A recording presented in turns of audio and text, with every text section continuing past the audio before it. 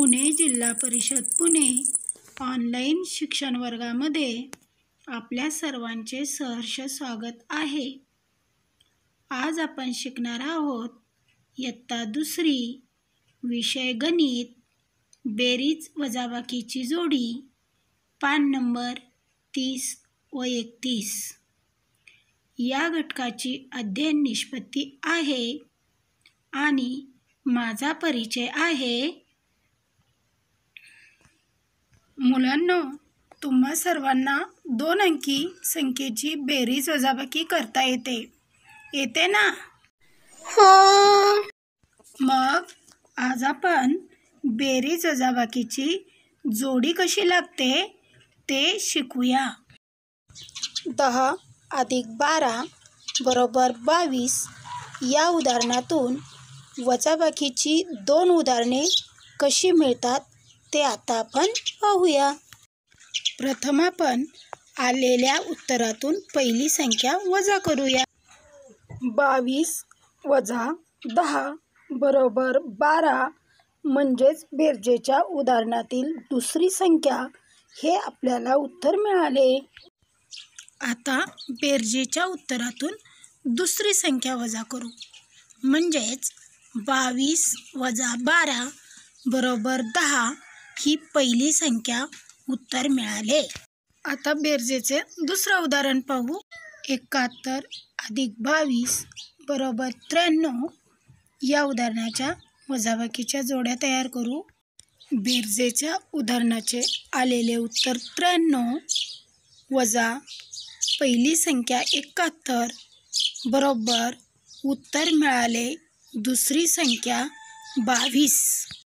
आता 93 वजा दुसरी संख्या 22 बरोबर उत्तर मिळाले 71।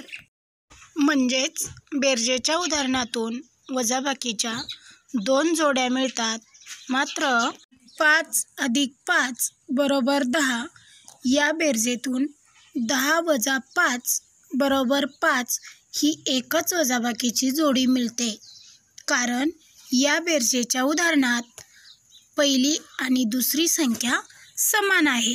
आता पुढील उदाहरण पहा।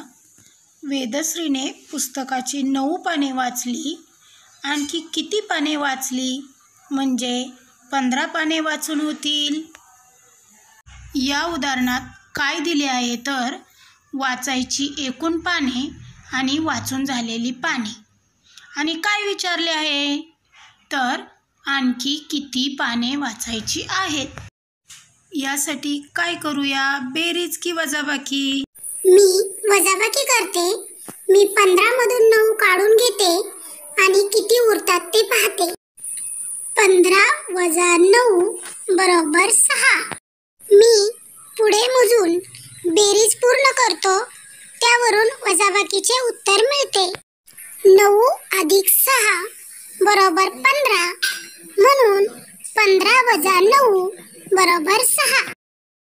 बरोबर। आणखी 6 पाने वाचली म्हणजे 15 पाने वाचून होतील। आता आणखी एक उदाहरण। हसनने 30 बिया जमा केल्या, त्यातल्या काही बिया चिकूच्या आहेत, उरलेल्या 22 बिया सीताफळाच्या आहेत, तर चिकूच्या किती बिया आहेत? काय दिले आहे तर एकूण जमा केलेल्या बिया आणि सीताफळाच्या बिया। काय विचारले आहे तर चिकूच्या बिया। जमा केलेल्या बियांमधून सीताफळाच्या बिया वजा करू, म्हणजे आपल्याला चिकूच्या बिया मिळतील। 30 - 22 = 8। सीताफळाच्या बिया 22 अधिक चिकूच्या बिया 8 बरोबर एकूण बिया 30। म्हणून 30 - 22 = 8 ह्या आहेत चिकूच्या बिया। या सर्व उदाहरणावरून तुम्हाला बेरीज वजाबाकीच्या जोडीची उदाहरणे समजली असतील। तुम्ही अशा उदाहरणांचा आणखी सराव करायचा हं। धन्यवाद। आणि आता आजचा होमवर्क पान 30 व 31 वरील उदाहरणे सोडवा.